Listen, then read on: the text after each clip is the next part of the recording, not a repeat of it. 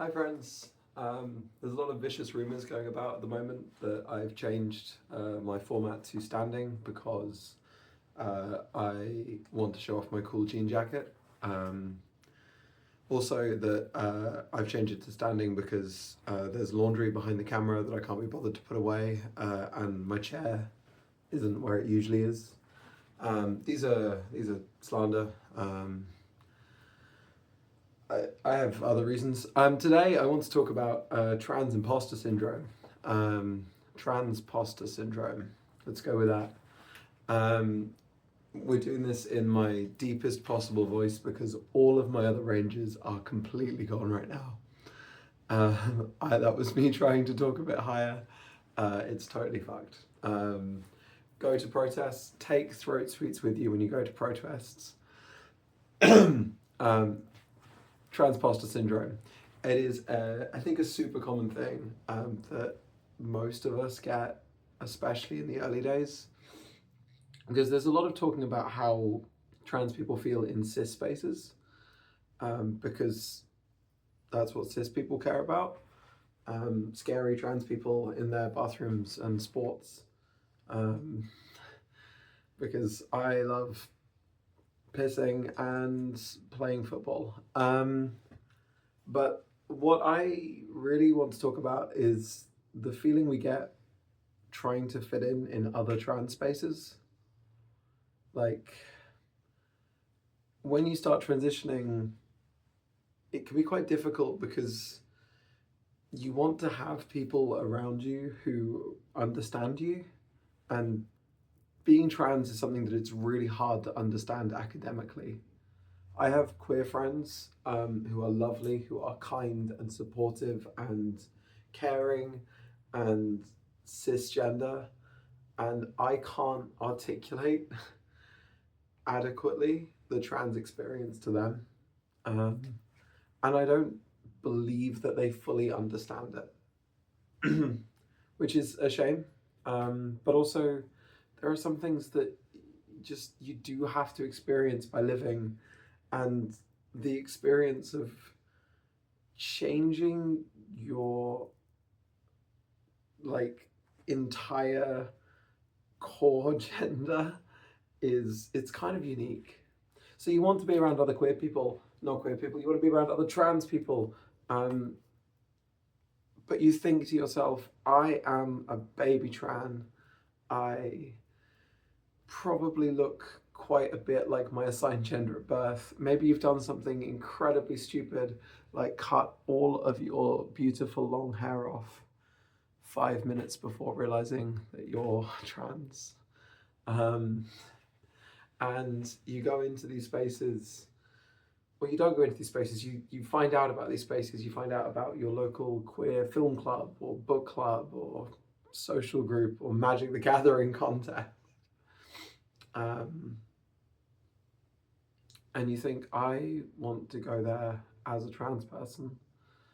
I want to meet other trans people. And you stop and you go, maybe next month I'll be ready. Which means this is another holding pattern video. Hi everyone. It's a big deal. Early days, the holding pattern is a big deal. But the imposter syndrome is the specific thing, because when you do go to these places, there is a very good chance you're going to be surrounded by people who are further on, like in time, in experience with their transition. And it can be lovely. It genuinely can be lovely. You get to see this image of the future. You get to see people a year, 2 years, 5 years, 20 years in your future. Generally speaking, living a good life, living a happy life, looking like you want to look, being how you want to be, but also it can be really scary because you're not that yet and you're not there. So you ask yourself, and that's sort of the question that I'm bringing into this video and hopefully going to give one answer to. When in your transition is it okay to start existing in these spaces? Like, at what point have you put in enough work that you're not an imposter in trans spaces? Because this is the feeling that I think we often get of, being too clocky. And we rationalize it too. We come up with these reasons why us being there's a problem, maybe I can only really speak from a trans femme perspective. Maybe you feel like you're scary. I know that scary is the word I often think about when I think about my like guy self, because he wasn't anyone.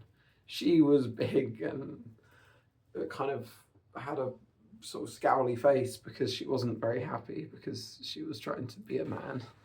And I worried. I was like, that's scary. I don't want to scare people. Or maybe you think, all of these beautiful women, they don't want to be around. Like, if I'm there, then I bring the whole tone down, maybe. So I'm not going to bury the lead anymore, because the answer is you're allowed in these spaces from the get-go, right? You're not scary, and you're not bringing the tone down. You are welcome and wanted and will be accepted. Like, if you're a trans femme with a full beard and short hair and you've never done your makeup before in your life, and maybe you never plan to, you've not even Googled voice training yet, you are ages away from HRT, if you go into that space, you introduce yourself, you will be met with so much kindness and so much acceptance. I can't promise, right? Not every space. Like, there are shit people in this world, but we've all been there. Every single one of us has been there before. And it might be hard. I mean, I find it damn near impossible to reconcile, like, that the people I'm seeing could have ever felt like I'm feeling. But we have. And eventually you will probably be that for someone else. And it's kind of beautiful. And eventually you will realize that that's something that makes the trans experience transcendental, like unexplainable, is this deep, like, holding solidarity with other people. Your empathy is explosive. Again, I'm speaking from a trans femme perspective. I'm sure there's aspects of being transmasculine and non-binary that don't fully translate, but the imposter syndrome, I'm sure, is always there, and you're never not welcome. It's never not okay, and you're not like, you're not like a beginner. I mean, you are a beginner, but you don't have to hold off. You can be your authentic self from the get-go. And that's hard. That's really hard to be your authentic self from the get-go, but it's so worth it. And that's it's my invitation. You're not an imposter. You're my friend. You're our friend. If you're trans and watching this, if you've been putting off going somewhere because you're not trans enough yet, this is the sign that you are. This is a really cool jean jacket though, okay? I love you very much, friends. I will talk to you tomorrow, hopefully with slightly more voice. Good night.